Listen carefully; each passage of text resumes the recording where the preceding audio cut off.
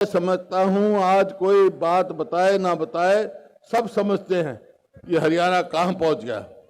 मैं ज्यादा उसका चर्चा नहीं करूंगा, लेकिन जो मेरे दिल में टीस है उस बात की जरूर मैं बात कहूंगा कि आज क्या हो रहा है हरियाणा में।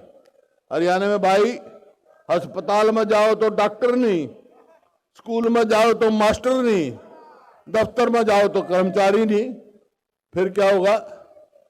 और भाई कहीं जाओ तो सड़क टूटी पड़ी है। कोई भी ऐसा काम नहीं किया 9 साल में सरकार ने जो जिसकी मैं प्रशंसा कर सकूं, जिसको मैं अच्छा कह सकूं। अरे रोड़ा मत करो भाई, बैठ जाओ बैठ जाओ बैठ जाओ बैठ जाओ, 2 मिनट बैठो, 2 मिनट। तो कोई ऐसा काम नहीं किया जिसकी मैं प्रशंसा करूं, एक भी। मैं तो ऐसा व्यक्ति हूं, अच्छा काम करते तो मैं कहता अच्छा करा। लेकिन 30 किस बात की है, 30-20 बात की है मेरे को कि जो 2014 में मेरा हरियाणा प्रति व्यक्ति आय में, प्रति व्यक्ति निवेश में, नौकरी देने में, कानून व्यवस्था में, खेल और खिलाड़ियों में जो हरियाणा नंबर 1 था पूरे हिंदुस्तान में, आज कहां है? आज किस चीज में नंबर है? नंबर 1 है। आज नंबर 1 है बेरोजगारी में, महंगाई में और अपराध में ऊपर पहुंच गया। और भाई आप देख रहे हैं, नौकरी का तो कोई मामला ही नहीं। कहीं ये कौशल रोजगार योजना बना रखी है, निगम बना रखा है, कच्ची नौकरी, ना उसकी पेंशन, ना और कोई गारंटी। 2 साल रखेंगे, 1 साल रखेंगे, 3 साल रखेंगे। हम ठेकेदारी सिस्टम बंद करने में थे, ये ठेकेदार लगाने, खुद ठेकेदार बन गई सरकार। और इसी तरह केंद्र सरकार ने ये अग्निपथ चला दी कि 18 साल का बच्चा फौज में भर्ती होगा और 22 साल का घर आ जाएगा। अरे फिर कौन उसकी सगाई करेगा, कौन उसका ब्याह करेगा भाई बताओ? हाँ, बच्चा जाए फौज में भर्ती होता तो होता जब कहते भाई हाँ फौज में है, पेंशन आओगा, तरक्की करेगा, अच्छा उसको मिलता, उसके बच्चे पढ़ते। तो ऐसा काम कर दिया। 2 लाख आज हरियाणा में स्थायी पद जो नौकरी है वो खाली पड़ी है। और ठीक कहा दीपेंद्र ने कि जब देखता हूं लिस्ट आते हैं तो हरियाणा के बच्चे नहीं लगते, बाहर के आके लगते हैं भाई अच्छी नौकरियों पे। फिर कहां जाएंगे हमारे बच्चे?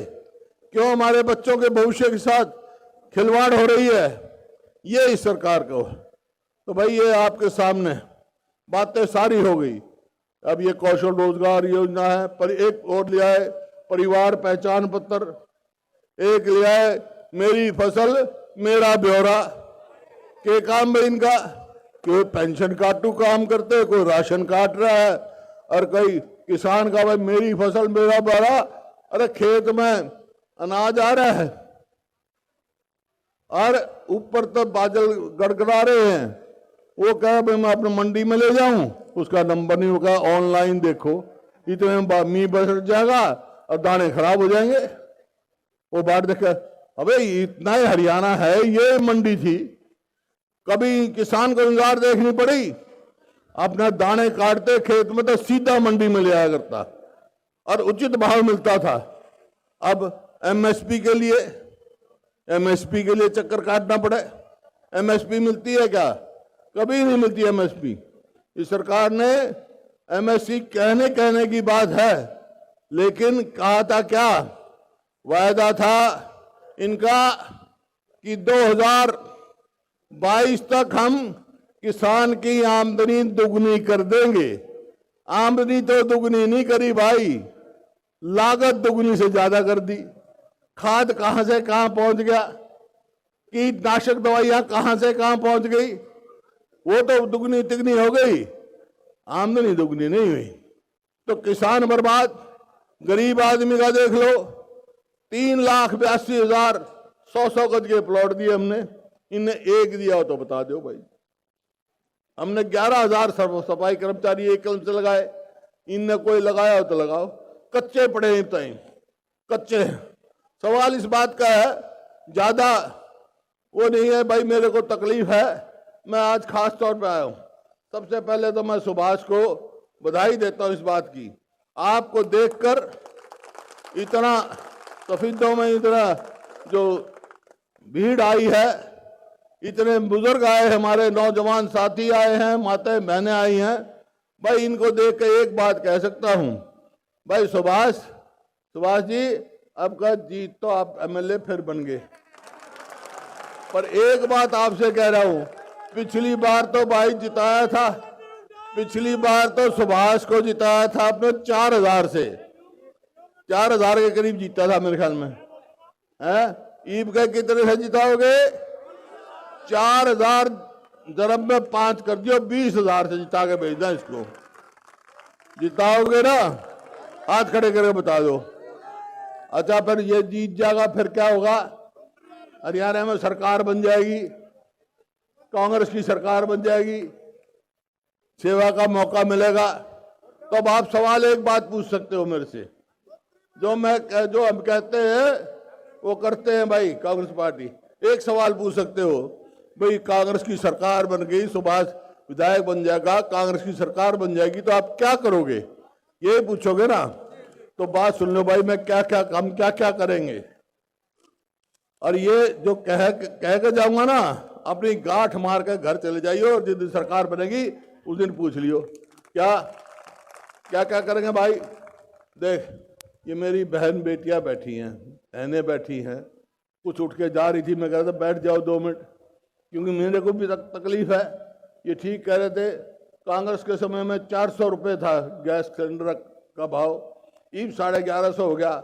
ईब सब गैस सिलेंडर पर रोटी पोती हैं भाई, तो गैस सिलेंडर कांग्रेस की सरकार बनेगी तो 500 से रुपये ज्यादा से ज्यादा नहीं मिला, 500 का गैस सिलेंडर मिलेगा।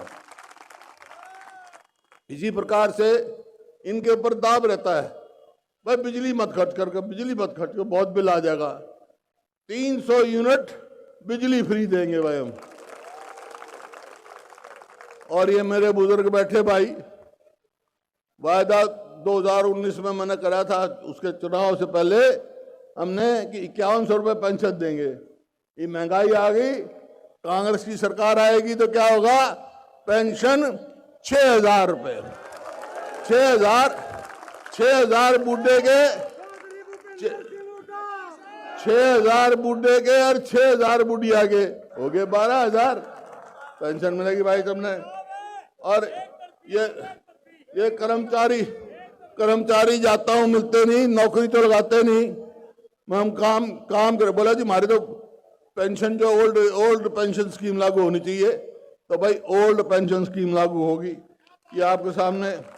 और भाई 100 गज के जो प्लॉट बंद कर दिए थी ना गरीब आदमी के लिए, 100 गज के प्लॉट, और क्रीमी लेयर बैकवर्ड क्लास के, उसके लिए क्या कर दिया है ना, हमारे तो भाई 8 लाख थी, 8 लाख से 6 लाख घटा दी, ताकि हमने हर आदमी को फिर रिजर्वेशन नहीं मिलेगी, तो भाई क्रीमी लेयर की हम 10 लाख रुपए लिमिट करेंगे ताकि सबको नौकरी मिल सके वहाँ, ये आपके सामने।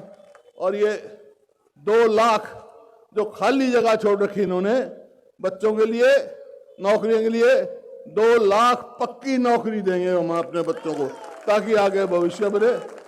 और भाई सवाल आया यहाँ तरक्की की, ये सुभाष जी कह रहे थे कि IMT की घोषणा करी, अरे घोषणा तो हरियाणा में बेदार के कर रखी इनने, घोषणा कर दे, ये तो घोषणा सरकार है कुछ नहीं, इन्हें तो एक काम कर रखा है, बेरोजगारी में नंबर 1, और आज हरियाणा पर जो है कर्जा 4.5 लाख करोड़ हो गया। हरियाणा में करेंगे ये समझ में नहीं आया, बिजली का 1 यूनिट इन्हें नहीं बढ़ाया, मेट्रो 1 यूनिट इन्हें बढ़ाई, स्कूल कॉलेज इन्हें नहीं बनाए, यूनिवर्सिटी इन्हें नहीं बनाए, कर्जा किस नाम का ले रहे हैं ये?